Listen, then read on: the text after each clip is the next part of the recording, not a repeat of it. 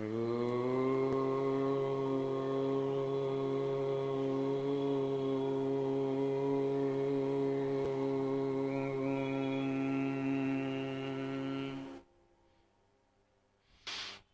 समाज कुबेर नगर के इस सत्संग भवन में उपस्थित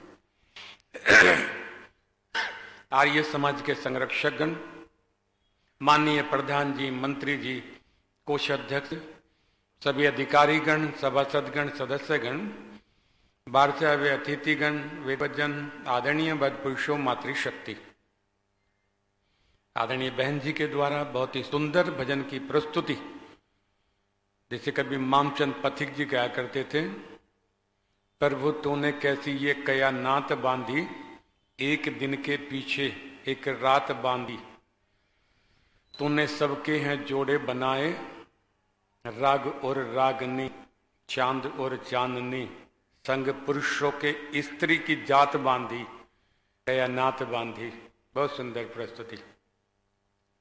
आदरणीय बद पुरुषों, मातृशक्ति, आर्य समाज के बलिदानियों की, जिन्होंने आर्य समाज का काम करते करते अपना जीवन लगा दिया और कुछ इस आर्य वेदी पर अपने आप को बलिदान कर गए आर्य समाज का प्रचार करते हुए। कुछ लोगों को गोलियों से, कुछ को छुरों से बींधा गया, लेकिन आर्य समाज का प्रचार चलता ही रहता है, चलता ही रहता है। देव स्वामी शरदानंद जिन्हें गोलियां मारी गई, और भी कई ऐसे विद्वान जिन्हें छुरा घोंप दिया गया, लेकिन आर्य समाज का काम न कभी रुका है, न कभी रुकेगा। ये तटस्थ चलता ही रहेगा, चलता ही रहेगा, गति करता ही रहेगा। ऐसे ऐसे आर्य समाज के उपदेशक वो पूरे भारत से, कहीं राजस्थान से, कोई गुजरात से, कोई यूपी से, कोई उत्तराखंड से, बहुत तपस्वी साधक विद्वानों ने मिलकर के आर्य समाज को प्रचार को गति दी। उन्हीं में से एक राजस्थान के विद्वान चूरू, जिनका नाम था गणपति, चूरू में, राजस्थान में, इनकी माता ने नाम रखा बेटे का गणपति। गणपति गणेश जी को भी कहते हैं। गणपति परमात्मा का भी एक नाम है। बोले गण जमापति, जितने भी संसार के गण हैं, आत्माएं हैं, इन गणों का जो पति है, पिता है, जो इनका अध्यक्ष है, अधिष्ठाता है, वो परमात्मा गणपति नाम से कहलाता है। गणपति शर्मा की पढ़ाई लिखाई शिक्षा, इनके पिता वैद्य थे, वैदक का काम करते थे। जिनका खुद का वैदक का काम हो, वैद्य लोग चाहते भी हैं कि उनका बेटा भी विद्वान बने उच्च कोटि का। इसलिए इनके पिता ने अपने बेटे को दर्शन तो, उपनिषद तो, व्याकरण के सब ग्रंथों का स्वाध्याय लगभग 22 वर्ष की उम्र में करा दिया था। और 22 वर्ष की उम्र में गणपति शर्मा ने संस्कृत आदि दर्शन इन सबको पढ़ करके विद्वत्ता हासिल कर ली थी। लेकिन आर्य समाज से इनका इतना नहीं था। कालू मल जोशी नाम का एक व्यक्ति, उसके संपर्क में ये आए। उनके संपर्क में आकर के उन्होंने ऋषि ध्यान जी महाराज की चर्चा, उनके प्रवचनों की चर्चा जब गणपति से की, इनकी बुद्धि ने उस बात को पकड़ा। अच्छी बातें पकड़ी जाती हैं, पकड़ाई नहीं जाती। जिनकी सात्विक बुद्धि होवे, जिनका भाग्य उदय हो, वो किसी भी अच्छी बात को तुरंत ग्रहण कर करके जीवन में ढाल लेते हैं। और जिनकी तामसिक बुद्धि होवे, राजसिक बुद्धि होवे, वो इस कान से सुने दूसरे कान से निकाल दें, उन्हें कोई फर्क नहीं पड़ता। गणपति शर्मा ने आर्य समाज का काम जोर शोर से शुरू कर दिया। प्रचार करते, प्रसार करते। कोई देश धर्म के बारे में ज्यादा भी कुछ इस तरह की बात करता, ये शास्त्रार्थ की चुनौती दे देते थे और कहते थे कि आओ मुझसे शास्त्रार्थ करो। कई शास्त्रार्थों को इन्होंने जीता। उसी परंपरा को लेकर के वो स्वामी श्रद्धानंद की हो, पंडित रामचंद्र देलवी की हो, ओम प्रकाश वर्मा आदि हमारे शास्त्रार्थ महारथी हुए हैं, उसी परंपरा को गणपति शर्मा लेकर के चले। ऐसा ही एक शास्त्रार्थ कश्मीर के अंदर हुआ था। कश्मीर जो कभी अंग्रेजों से महाराजा हरि सिंह के पूर्वजों ने लगभग कुछ ही लाख रुपए में खरीदा था। एक कश्मीर स्टेट, हरि सिंह के वारिस उस समय वहां राज करते थे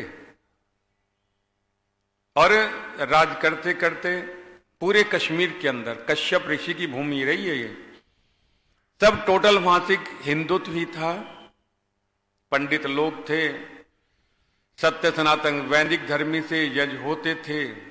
लेकिन हमारी ही गलतियों के कारण, हमारी ही भूल के कारण, छुआछूत के कारण, ये छोटी जात का है, ये बड़ी जात का है, ये मंदिर में नहीं जाएगा, ये कुएं पे नहीं चढ़ेगा, ये हमारे घर के आगे से घोड़ी से इसकी बारात नहीं निकलेगी, हमने ही अपने भाइयों को दुत्कारा, अपमानित किया। उसी का परिणाम रहा कि कश्मीर के अंदर भी कुछ लोग हिंदू ही, अपने ही समाज के, अपने ही लोगों से नाराज होकर के, अपमानित होकर के इस्लाम को ग्रहण कर लिया।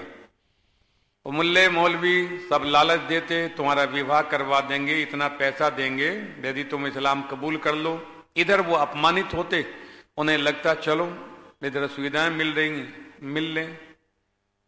कश्मीर के अंदर कुछ मुसलमान बनने शुरू हो गए और ये जो जिन्हें छोटी जाति का कहते थे मुस्लिम बने, ये जो वहां के पंडित थे कश्मीरी, उनके बाग बगीचों की देखभाल करते, उनके व्यापार में सहयोग करते, मजदूरी करते, घर में काम करते, झाड़ू पोछा लगाते, ये कार्य ये लोग करते थे। ज्यादा मुस्लिम नहीं बने थे तब तक। तब एक विचार उत्पन्न हुआ। उस समय स्वामी श्रद्धानंद ऋषि ध्यान जी महाराज की चर्चा चलती थी, शुद्धि आंदोलन चल रहे थे कि जो रूठे हुए हैं, नाराज हैं, जो घर छोड़ करके मुस्लिम बन गए, सनातन धर्म छोड़ करके मुस्लिम चले गए, ईसाई बन गए, उन्हें शुद्धि आंदोलन के द्वारा वापस फिर उन्हें घर में लेकर के आ जाए। तब किसी ने कहा महाराज ऋषि ध्यान जी महाराज को बुलवाइएगा कश्मीर में, वो आएंगे, शुद्धि आंदोलन यहां चलेगा और जो हमारे ही अपने ही भाई हैं जो इस्लाम कबूल कर चुके हैं, इन्हें वापस शुद्धि आंदोलन कर करके वैदिक धर्मी बनावें। तब यही कश्मीरी पंडित महाराज के पास में जाकर के कहते हैं महाराज ऋषि ध्यान जी महाराज को मत बुलवाइएगा। बोले क्यों? शुद्धि आंदोलन चलाएंगे, हम तो जो भाई हमारे रूठे हुए हैं, जो धर्म परिवर्तन कर गए हैं, घर वापसी कराएंगे। कश्मीरी पंडित बोले ये तो वापस आ जाएंगे तो हमारा क्या होगा? बोले इससे तुम्हारा क्या मतलब? बोले हमारे यहाँ नौकरी करते हैं, बागों की देखभाल करते हैं, मजदूरी करते हैं, घर में काम करते हैं, ये वापस यदि सनातन धर्मी हो गए तो हमें तो मजदूर नहीं मिलेंगे, काम करने वाले नहीं मिलेंगे, ये उन्नति कर जाएंगे, तरक्की कर जाएंगे, हमें तो मजदूर नहीं मिलेंगे।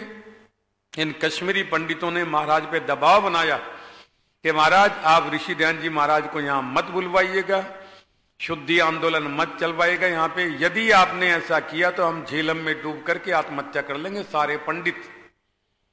महाराज मजबूर हुए। जब इस तरह का विरोध हुआ, ऋषि ध्यान जी महाराज को नहीं बुलवाया गया। यदि बुला लिया होता और कश्मीर में ये शुद्धि आंदोलन चलता तो जो स्थिति बीच में कश्मीर की हुई है वो नहीं होती। कोई मुस्लिम नहीं होता, कोई अजान नहीं होती, न पंडितों को कश्मीर छोड़ करके आना ही पड़ता जो इन्हें भगा दिया गया था। ये कश्मीर, इसी कश्मीर के अंदर एक व्यक्ति यूरोप से आया जो ईसाई था।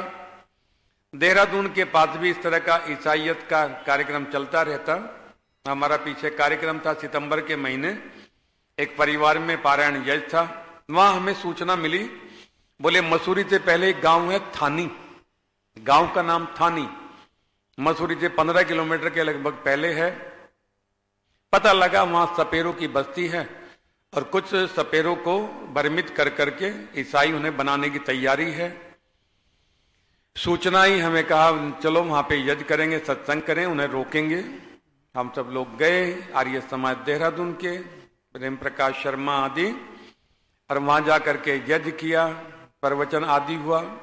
वो सब देख करके इतने खुश हुए, बोले आचार्य जी जिंदगी में पहली बार यज्ञ देखा है आर्य समाज का। कहाँ यज्ञ होते थे, ये ईसाई लोग आकर के उन्हें भ्रमित करते थे, लालच देते थे पैसे का, इतना इतना पैसा दे दिया जाएगा तुम ईसाई बन जाओ। बस्ती सपेरों की है वो, लेकिन सपेरे का काम नहीं करते वो। उनकी दुकानें हैं, छोटे मोटे स्टॉल हैं, सामान बाजार से खरीद करके वहीं मसूरी में बेचते हैं। कहने का अभिप्राय ये इस तरह का कार्य चलता रहता। ऐसा ही एक ईसाई जिसका नाम जॉनसन था, यूरोप से चल करके वो आया और आकर के उसने कश्मीर में चैलेंज दे दिया। महाराज को सूचना भिजवाई, महाराज मैंने कई शास्त्रों का अध्ययन किया है और मैं शास्त्रार्थ करना चाहता हूं कश्मीर में आकर के। शर्त मेरी एक ही है, यदि मुझे शर्त में हरा दिया गया तो मैं वैदिक धर्म स्वीकार कर लूंगा, और यदि मुझे हरा दिया तो मैं बनूंगा, और यदि मैं जीत गया तो जितने भी कश्मीर के पंडित हैं इन सबको ईसाई बनना पड़ेगा। महाराज का मतलब यही होता है। अब क्षत्रिय का स्वभाव होता है, उसे कोई चैलेंज करे तो वो स्वीकार करता है। महाराज ने कहा ठीक है जॉनसन, शास्त्रार्थ कराएंगे। महाराज ने अपने मंत्री से कहा कश्मीर के पंडितों को कहो जाकर के कि जॉनसन नाम का एक यूरोप का विद्वान आया है, वो शास्त्रार्थ करना चाहता है, आए उससे शास्त्रार्थ करे। उसकी शर्त है यदि हार गए तुम सबको इस्लाम ग्रहण करना, ईसाइयत ग्रहण करनी पड़ेगी, और यदि वो हार गया तो वो वैदिक धर्मी बनेगा। इतिहासकार लिखता एक भी पंडित जो अपने आप को पंडित कहते थे, बस इस तरह के पंडित थे, ब्राह्मण घर में जन्म हो गया हम भी पंडित हो गए, ज्ञान नहीं था। इतिहासकार लिखता एक भी पंडित उस जॉनसन नाम के व्यक्ति से शास्त्रार्थ करने के लिए कोई नहीं आया।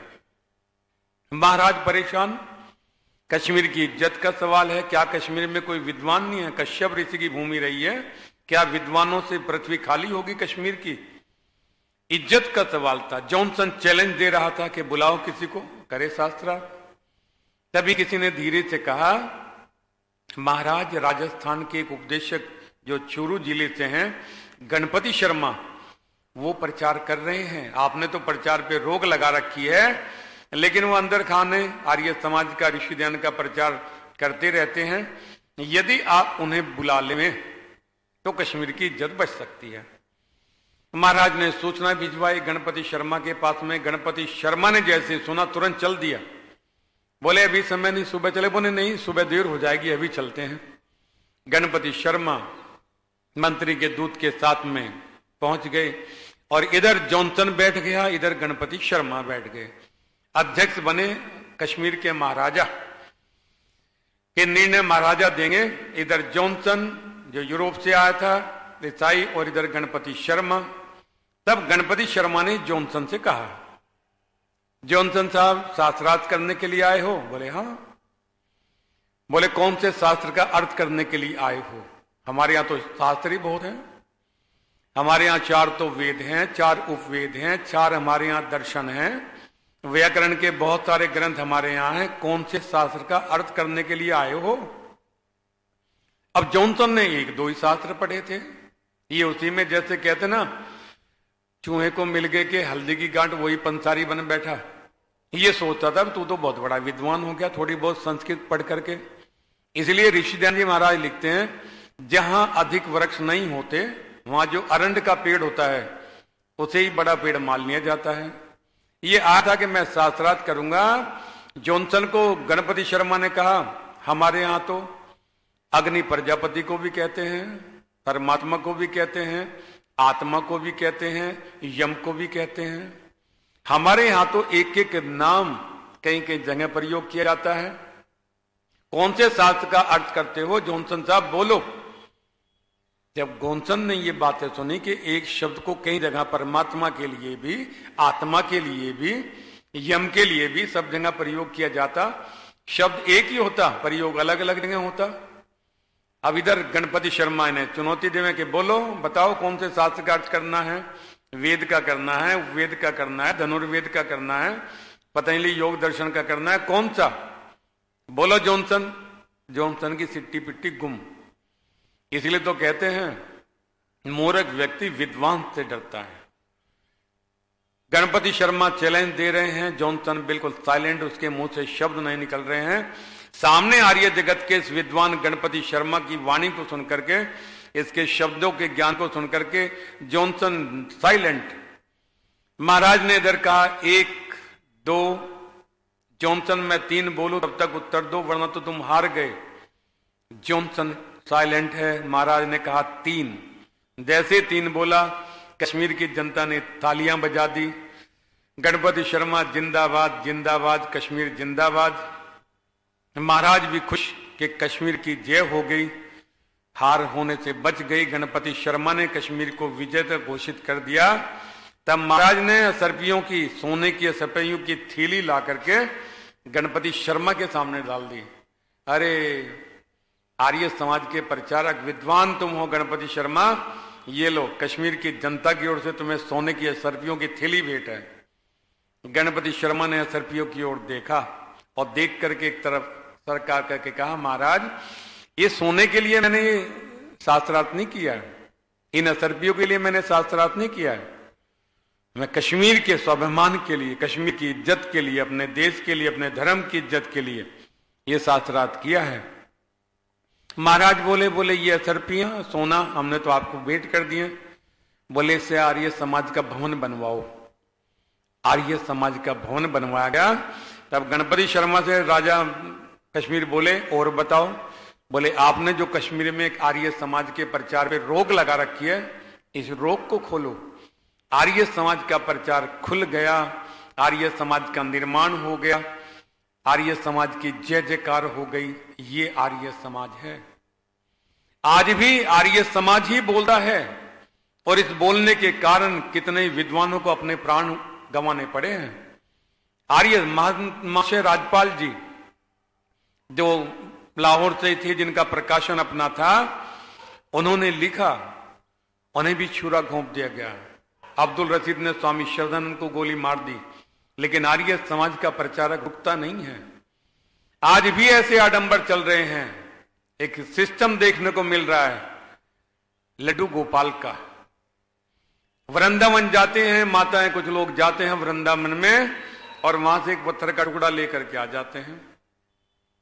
उस पत्थर के टुकड़े को लड्डू गोपाल नाम दे करके उसे कपड़े पहनाते हैं, तिलक लगाते हैं, मुकुट सजाते हैं और एक छोटी सी डलिया के अंदर उसे रख करके साथ चलते हैं। माताएं कहीं जाएं तो लड्डू गोपाल साथ, घर में रहे तो साथ, यात्रा में रहे तो साथ। पत्थर के टुकड़ों को लड्डू गोपाल बना करके इन्होंने एक नाटक शुरू कर दिया। उसकी शोभा यात्रा निकलने लग गई। हमने देखा एक शहर में वैश्य परिवार के वो लोग थे, लड्डू गोपाल की यात्रा निकाल रहे हैं। हमने संकेत किया, क्या मूर्खता है, तुम लोगों में बुद्धि खत्म ही हो गई है क्या? पत्थर के टुकड़े को लेकर के लड्डू गोपाल बना करके तुम यात्रा निकाल रहे हो।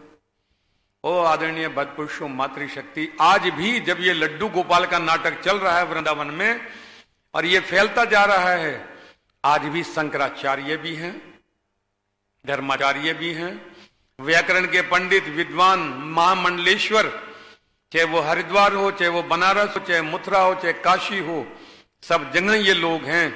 लेकिन एक भी शंकराचार्य महामंडलेश्वर बोल नहीं रहा है कि तुम राम की पूजा करने वाले, राम के आदर्शों पर चलने वाले, राम के आदर्शों पर चलो, कृष्ण के आदर्शों पर चलो, हनुमान के आदर्शों पर चलो। ये मूर्खता कहां से आ गई कि मिट्टी का एक पत्थर का टुकड़ा लेकर के लड्डू गोपाल बना करके उसे भोजन कराते हो? वो करता नहीं है।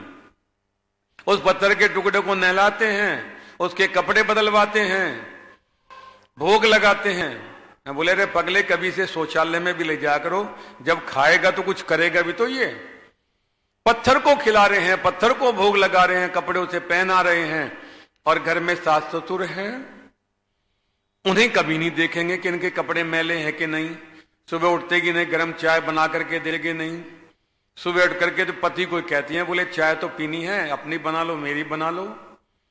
वहां कोई चिंतन नहीं है। अच्छा, जो व्यवहार ये लड्डू गोपाल के साथ में करते हैं, समय सुबह उसे नहलाना, उसे कपड़े बदल करके देना, उसे भोग लगाना, अगर यही व्यवहार ससुर को साथ करें, सास के साथ में करें, पति की सेवा करें, देवर का ध्यान रखें, माता पिता का ध्यान रखें, परिजनों का ध्यान रखें, जो भाव जो श्रद्धा लड्डू गोपाल के प्रति दिखाई जा रही है, वो श्रद्धा यदि इन जीवित परमात्मा की बनाई हुई मूर्तियों के प्रति होवे, घर स्वर्ग बन जाएगा। और जो इस तरह की अवैदिक मान्यताएं हम घर में स्थापित कर देते हैं, धीरे धीरे यही अवैदिक मान्यताएं आगे जल के रूढ़ी अंधविश्वास बन करके हमारे बच्चों का जीवन बर्बाद कर देती है। ये बेटियां पैरों के अंदर काला धागा बांधे, कोई पूछे क्यों, गले में काला धागा बांधे, यज्ञोपवीत पहने तो इन्हें दिक्कत है, और ये काले बाद धागे बांधते हैं, कहीं ताबीज बांधते हैं। एक व्यक्ति बोला, महाराज यदि बांध लिया तो दिक्कत क्या है? दिक्कत है तुम्हारी पीढ़ियां बिगड़ जाएंगी, तुम्हारा घरत बिगड़ जाएगा। तुम ये पीला धागा लाल धागा बांधते हो, कल काले बनेंगे, आगे मोटे मोटे बंधने शुरू हो जाएंगे, बच्चे बिगड़ जाएंगे। वो देखेंगे कि हमारे यहां तो परंपरा यही है। इसलिए गृहस्थियों को चाहिए, ऋषि लिखता, हम घरों के अंदर धर्म पूर्वक जो वैदिक परंपराएं हैं वो स्थापित करें। बच्चों को कहें, बेटा यज्ञ की 11 ही आहुति देनी है तो 11 ही आहुति दे, लेकिन यज्ञ कर। गले में यदि कुछ पहनना है, नजरों से यदि बचना है, नजर से बचता कौन है? वो कहते हैं आचार्य जी इसलिए मान लिया कि नजर ना लगे। नजर जब देखेंगे तो नजर तो लगेगी, तो आपको देखा जाएगा बच सकते हो। ये जो पवित्र पहनो, बोले वो बहुत बड़ा है तो उसमें सोने का लॉकेट डाल लो, गोल कर करके माला रूप में उसमें सोने का लॉकेट डाल लो तो उसे पहन लो। इसलिए ओ माताओं, आदरणीय भद्रपुरुषों, अपने घरों के अंदर अवैदिक यदि आपने कुछ भी शुरू किया, आपकी पीढ़ियां बिगड़ जाएंगी। आज मंदिर बना करके रख दिए, कोई अमिताभ बच्चन का मंदिर है, कोई सचिन तेंदुलकर का मंदिर है। आने वाली पीढ़ियां हमारी क्या सोच करके इन्हें देखेंगी? अमिताभ भगवान थे, सचिन तेंदुलकर क्या भगवान थे? मंदिर बना करके इनके रख दिए, मूर्खता की पराकाष्ठा। इसलिए ये लड्डू गोपाल कुछ नहीं है, पत्थर के टुकड़े को मान करके जो ऐसा करते हैं उनकी बुद्धि का दिवाला निकल गया है, उन्हें बुद्धि है ही नहीं है। वृंदावन में मैंने जाकर के पूछा, जो ये बेचते हैं क्या आडंबर कर रखा है ये तुमने? तब वो पेट पे हाथ फेर करके कहते हैं, आचार्य जी सब पेट के लिए करते हैं। ये मूर्ख लोग यदि वृंदावन में नहीं आएंगे, हमारा घर कैसे चलेगा, हमारे खर्चे कैसे चलेंगे, हमारे बच्चे कैसे पलेंगे? ये व्यापार बना करके रख दिया लड्डू गोपाल का, पत्थर का टुकड़ा वहां से लाना। दुकानें खुल गई हैं, किसकी दुकान है? लड्डू गोपाल के कपड़े मिलते हैं हमारे यहां। क्या? लेकिन आप विचार कर करके देखें क्या है लड्डू गोपाल शब्द। आप शब्द को ही देखें कि शब्द के अंदर कितना रहस्य छिपा पड़ा है। लड्डू, लड्डू ये वो चीज है, जब घर में कोई खुशी हुए, बच्चा पास हो जाओ, शादी हो, तो मित्र कहते हैं मिठाई खिलवाओ ना, लड्डू खिलवाओ। ये कोई नहीं कहता बर्फी खिलवाओ, क्या कहेंगे? मिठाई खिलवाओ, लड्डू खिलवाओ। ये लड्डू अलग अलग कण से बनता है। बूंदी का लड्डू आप देखें कभी, अलग अलग कण से ये मिलकर के संगठित होकर के बनता है और बन करके एक लड्डू रूप में तैयार हो जाता है। ये लड्डू अलग अलग कण से मिलकर के बन करके ये संकेत देता, परिवार का प्रत्येक सदस्य अलग है, कर्म अलग है, जीवात्मा अलग है, लेकिन परिवार संगठित होकर के रहे। बोले कैसे? बोले जैसे लड्डू मैं एक होकर के हूं, इतने अलग अलग कणों से मिलकर के मैं एक हूं, लड्डू हूं। बोले कैसे मिलकर के रहे? बाहर से तो हम अलग अलग हैं, कोई पिता है, कोई बेटा है, कोई बहन है, कोई भाई है। बोले खरबूजे को देख लो, खरबूजा बाहर से अलग अलग फांकों में नजर आता है, निशान आते हैं, अलग अलग दिखता है, लेकिन खरबूजे को आप छील करके देखो, अंदर से पूरा एक है। ऐसे ये लड्डू संकेत देता, ओ पगलो, लड्डू से अभिप्राय, लड्डू गोपाल से अभिप्राय है कि हम परिवार के सदस्य एक बन करके रहें, नेक बन करके रहें, एक दूसरे का सम्मान करें। बेटा कहे पिताजी भोजन पहले आप, और पिताजी कहे नहीं बेटा पहले तुम भोजन करो। माता सेवा करें, बच्चों का ध्यान रखें, सुबह नाश्ता देवें, स्नान आदि कराना, रोजाना कपड़ों को बदलना, भोजन कराना। ये लड्डू गोपाल हैं घर के, जिन्हें परमात्मा बनाता है। ये वो देवता है जिनका निर्माण परमात्मा करता है। और ये मूर्खता, पत्थर को टुकड़े को भोग लगाना, वो खाता नहीं है। ये नाटक नहीं तो क्या है। परमात्मा सब देखता है, सब जानता है कि काम मैं करता हूं। सूर्य की रोशनी मेरी, पृथ्वी पे जीवन मेरा, वायु मेरी, अग्नि मेरी, आकाश मेरा। और ये पागल जिन्हें मैंने बुद्धि दी थी, जिसे मनुष्य बनाया था, जिसे मननशील बनाया था, सारा ज्ञान मैंने पशु पक्षियों को नहीं दिया, किसी भी जीव को नहीं दिया, अपना सारा ज्ञान इस मनुष्य को दिया। और ये मनुष्य मूर्ख होकर के लड्डू गोपाल को लिए फिरता है।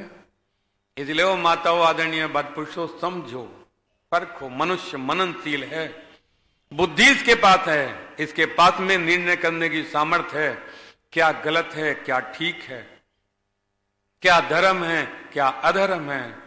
यदि हम घरों के अंदर गलत मान्यताएं स्थापित करेंगे, घर बिगड़ जाएगा, बर्बाद हो जाएगा। इसलिए ये लड्डू गोपाल का खेल बंद होना चाहिए। इसके बारे में केवल आर्य समाज बोलता है। आर्य समाज कहता है ये मूर्खता की पराकाष्ठा है, इसे बंद करो। कौन बोल रहा है? महामल्लेश्वर पूछे, महाराज पढ़ाई लिखाई व्याकरण के पंडित हैं, लेकिन एक भी ना बोले। शंकराचार्य हमारे 4 हैं, इन चारों पीठों के शंकराचार्यों को निर्देश देना चाहिए हिंदू समाज को।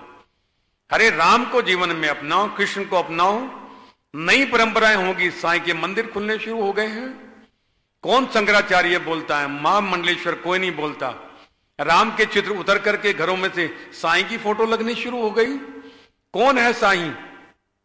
इनके जीवन को देखें, इनके चरित्र को पढ़ें।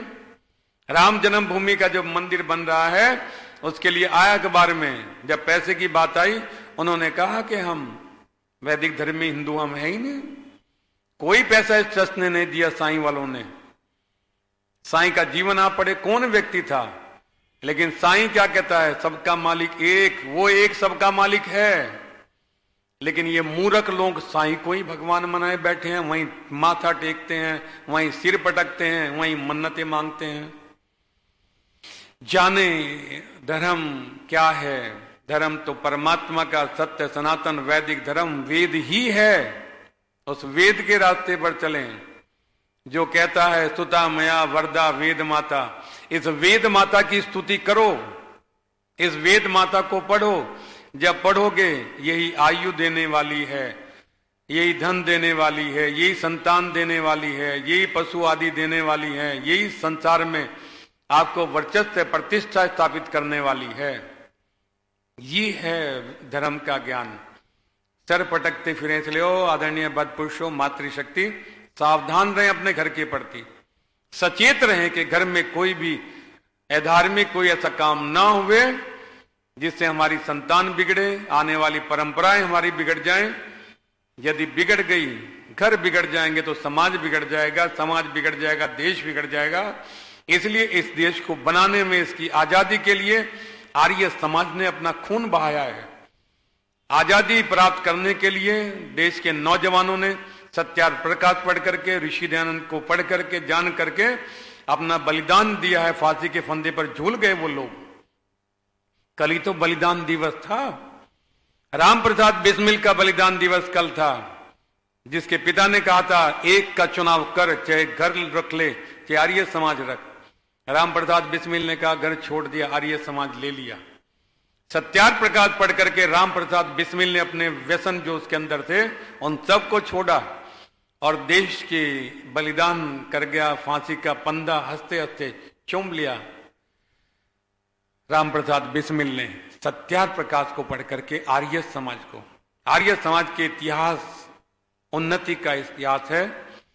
कहीं भी कोई व्यक्ति तो कोई गड़बड़ हो सकता है, लेकिन आर्य समाज 24 कैरेट का खरा सोना है। इसलिए अपने संतान को यजमान बनाया करो, पुत्र वधु बेटों को लेकर के आ करो। यदि हम उन्हें अपनी सारी संपत्ति देते हैं तो उन्हें आदेश हम देवें, हम तुम्हें अपनी संपत्ति का वारिस जब बनाएंगे जब तुम हमारी मर्यादाओं को जो हमने अपनाई है, धर्म की मर्यादा, वैदिक मर्यादा, उन पे चलो, तब हमारी संपत्ति के मालिक हो। संपत्ति के मालिक हमारे हो जाओ और अपनी अनर्गल व्यवस्था बनाओ, अपनी मान्यता स्थापित करो। नहीं, जब वैदिक परंपराएं उन्हें अपनाएंगे तो हमारे घर भी सुधरेंगे, बच्चे भी सुधरेंगे और धर्म की मर्यादा का पालन करते हुए हम उन्नति की ओर जाएंगे। वरना फिर वही स्थिति आ जाएगी जब पंडे पुजारी सब दोहे गाते थे, अपनी बनाई मूर्तियों के आगे सर पटकते थे, कब्रों पे चद्दर चढ़ाई जाती थी। वही अविद्या अंधकार का समय उपस्थित हो जाएगा। इसलिए ये लड्डू गोपाल का नाटक अपने घरों में ना होने दें। ये मूर्खता है, ये पराकाष्ठा है बुद्धि की जड़ता की। जड़ के अंदर ना ज्ञान दिया जाता है, चेतन में ही ज्ञान दिया जा सकता है। चेतन ही भोजन करता है, चेतन ही कपड़े पहन करके गर्मी सर्दी की अनुभूति करता है। पत्थर क्या अनुभूति करे? इसलिए इन जड़ बुद्धि पत्थरों को ये संदेश आर्य समाज का कि ये ढोंग, ये नाटक लड्डू गोपाल का बंद होना चाहिए। और हम सबका भी ये कर्तव्य है इस तरह के नाटक अपने घरों में ना होने दें, वरना पीढ़ियां हमारी बिगड़ जाएंगी, संतान बिगड़ जाएंगी और दुख में कष्ट क्लेश घर में ये सब उत्पन्न हो जाएगा। इस बुराई को छोड़ें। यही आर्य समाज का संदेश है, वेद का संदेश है। अधिक ना कहते हुए आप सभी महानुभाव का हृदय से धन्यवाद, अभिनंदन। वाणी को विराम। ओम शम। ओम देहु शांति अंतरिक्षगुम शांति पृथ्वी शांति राप शांति रोषधय शांति वनस्पतय शांतिर्विश्वे देवा शांति ब्रह्म शांति सर्वं शांति शांतिरेव शांति शामा शांतिरेधि। ओम शांति शांति शांति। ओम। जो बोले सो अब है। महर्षि दयानंद की, स्वामी विरजानंद की, स्वामी शरदानंद की, पंडित लेखराम की, मर्यादा पुरुषोत्तम श्री राम की, योगी राज श्री कृष्णचंद महाराज की, देश के शहीदों की, भारत माता की, गौ माता का, आर्य समाज, वेद की ज्योति, ओम का झंडा, बोले सत्य सनातन वैदिक धर्म की वैदिक ध्वनि।